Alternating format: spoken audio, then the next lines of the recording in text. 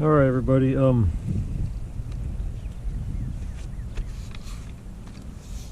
I guess I should have cleaned this reel before I did this, but it's got some salt on it from being in the boat on the way back from a trip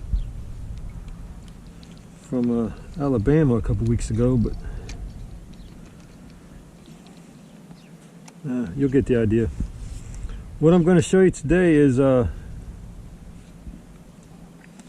how I put my line, my monofilament, on my catfish rods.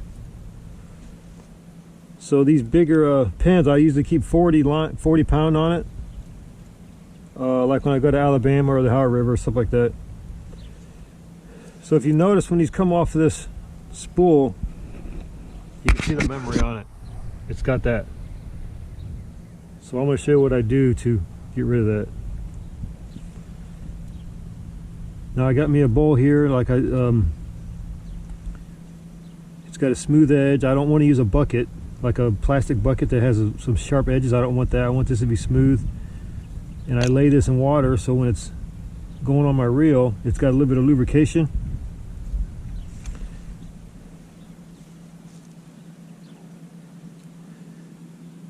Like I said before, this line is the last.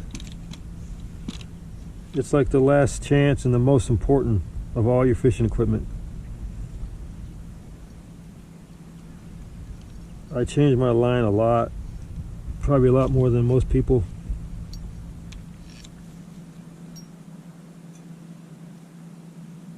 I'll change it at least 2 or 3 times a year on average, maybe more.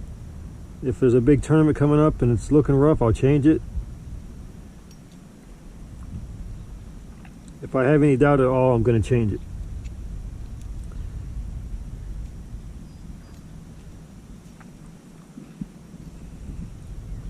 If you're going to spend all this money on a boat and rods and reels, hooks, gas, don't get cheap on the line. Just change your line. It only takes a minute. So instead of cutting this knot close here, what I do is I like to cut it almost to the edge. Like about there.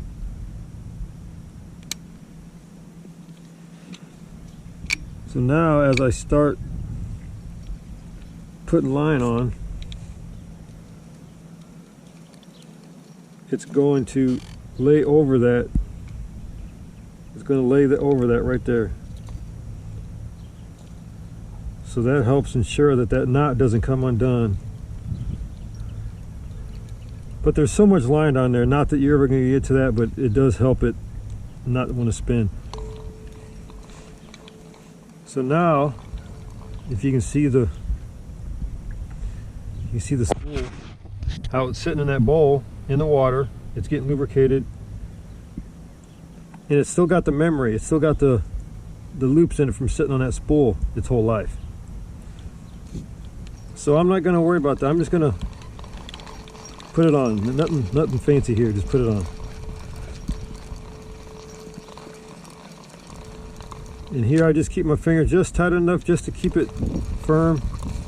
I'm not worried about how it's laying on the reel. We're going to do that in a minute.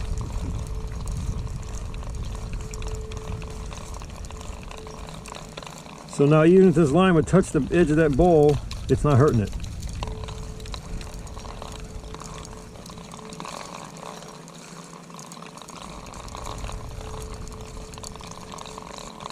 Even on the water, if I have to do this in the water, I'll put this spool just laid in the water. It floats while you're doing this.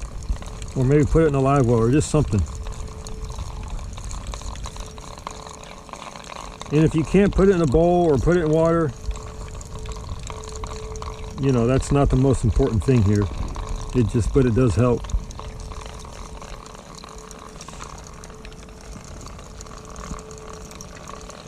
Now these reels hold a lot of line, and most of the times I won't fill them, but you get down to the Tennessee River spots and it's 60 or 80 or 90 feet deep. It's nice to have a little bit extra.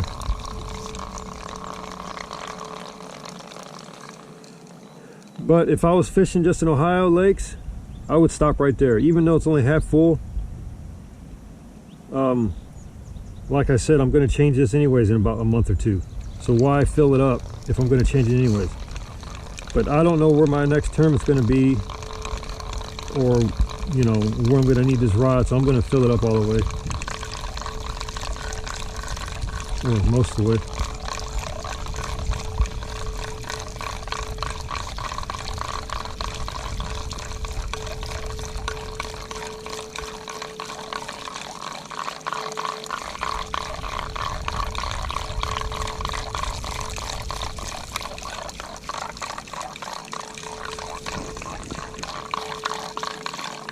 See, it's pretty much full there. Close enough. See, you can still see that the memory that spool had on it. So when they're making this mono, it's coming off the machine. It's probably coming off hot. They're putting it on this spool, and that's where it's going to live the rest of its life. So these spools might sit around for a few months. I don't know. They do have a date on them.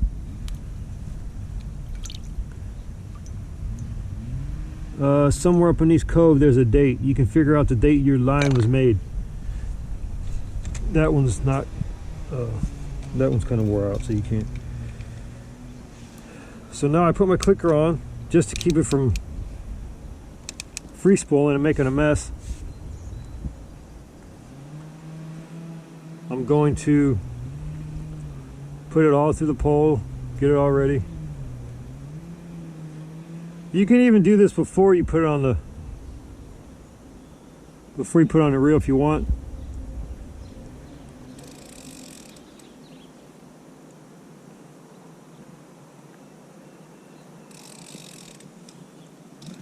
Now what I do is just look, like you can even tell just by trying to tie this in a knot, this memory is still there, that spool, it's not working right.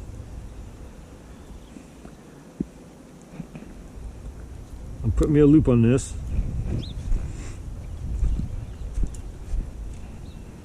Take it over to the trusty workhorse.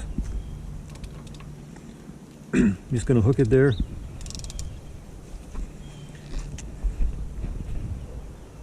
Now what I'm going to do is walk this out. Let me turn this and switch off. Walk that out till, so you can see if you don't have a yard to do this at, take your reels and go to a park or anywhere that you can have some grass to lay this on. You don't want to do this over the driveway, anywhere that's going to scratch it up.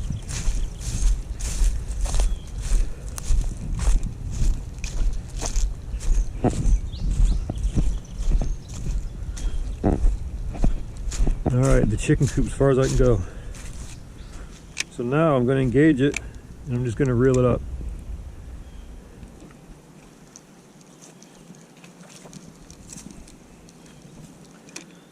Now, this is the important part that's going to help it's going to help your casting and everything. It's even going to help you fight a fish better because it's going to come out smoother. Now, if I would, like if you have a snag, if I'd pull this hard, it's going to bury itself down into the other mono. So I'm not going to pull so hard that I'm trying to break the line. I'm just going to, let's say like right here. If I back it up, it's getting tight. Hold it, go about 3 or 4 feet. So now that's stretched it a little bit, but it didn't bury itself in there. So now that it's stretched about half, I'm going to start reeling this up a little bit, keeping it tight. So now this new stretched tight line is laying on the soft line that I didn't get to stretch. So after I got about 30 or 40 yards of that wound up, it's already tighter than it was. It's like, you can tell it's not even soft anymore. It's not soft line, it's tight. Now that it's not going to bury itself as hard, I can stretch this better. If you can see, I'm just stretching, I'm just pulling. Not enough to break, but about half its power, if that makes any sense. And then I'll even undo this again now that that part is stretched. And while I'm doing it, I can just stop it, stretch it again. Let more out, stretch it again.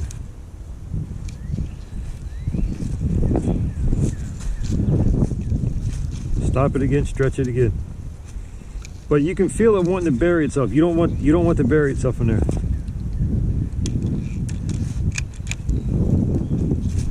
And even next time, before you take the line off your old reel, hook it up just like this and stretch it as hard as you can just to get the idea of what that line can take. And it'll take a lot. Like from here to that dump truck, it's about 100 feet, maybe a little bit more. In that 100 feet, I can stretch that another 8 or 10 feet just because of the stretch in the mono. So now once I got it stretched out nice, just keep it tight, walk back to the where I got it tied up. You can even check the rod, you know, this is a good time just to check everything out. What I'll also do, if I use this reel for a month and this line starts getting faded, it doesn't have that shine to it anymore, I'll take a few feet out and re-stretch it. And then while I'm stretching it, I can slightly hold my finger right here, and I can feel for knots or cuts or anything, and just kind of check the line out. And that's a good way to give it a check over. So now I'm just reeling it back up, keeping it tight.